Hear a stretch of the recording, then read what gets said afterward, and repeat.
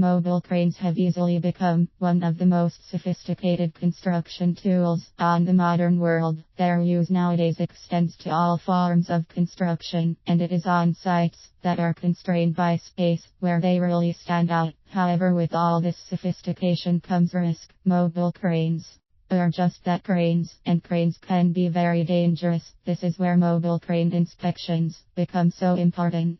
Safety is important, and accidents are costly. As such, there is no better way to guarantee safety when using cranes than carrying out proper and regular inspections. Indeed, this is recognized by law in various countries and international bodies such as ISO, which, though they may not be legal entities, they provide guidelines and procedure which should be followed.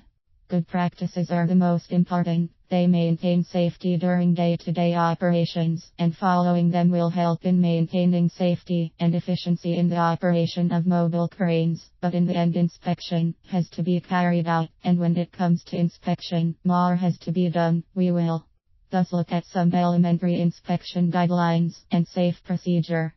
The first thing that has to be considered is the entity that will be carrying out the inspections. This individual or individuals must have been properly certified as competent in carrying out inspection, preferably by the particular manufacturer or by a recognized construction body or training institute.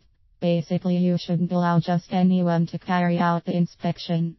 Sometimes due to time constraints it may be difficult, as well as expensive, to squeeze in some inspection time into the busy schedule of mobile cranes, and as such site managers may be reluctant to release them for inspection. This can be avoided by having a well thought out schedule that doesn't put the strain on people's time.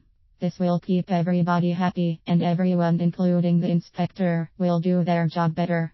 Having come up with a good schedule, inspection can be carried on as planned, ideally during the day, with all the natural light that nature has to offer, and, of course, favorable weather. One other necessary part of inspection is the crane operator. They are required to be there to carry out whatever task is asked of them, as this will shed light on the day-to-day operation of the crane.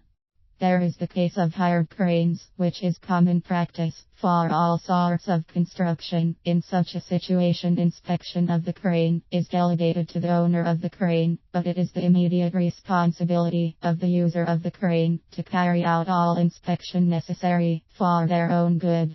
It is just a matter of common sense. There also arises the issue of what the inspection should cover, what tests should be done. Doing all the tests is of course recommended, but it is important the type of work that the crane mostly specializes in, and you get an idea on what tests should be focused on. Of course, in order to know this, it is important for everybody that should be involved to know and carry out their responsibilities as required. Finally, it is important that the entity that carries out the inspection to have a proper documentation of all the tests carried out. This will effectively lead to the most important thing, which is for them to make proper recommendations without fear or favor. Carrying out these basic steps in mobile crane inspections will ensure a safe working place for both off-site and on-site parties.